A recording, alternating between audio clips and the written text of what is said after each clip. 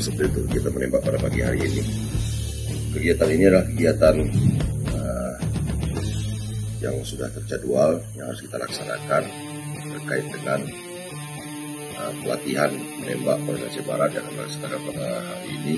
Sampai dengan selesai, saya harapkan kegiatan bisa dilaksanakan dengan tertib sesuai dengan tuntutan. Yang menembak pagi hari ini semoga kita semua dalam lindungan Yang Maha Kuasa. Berdoa mulai.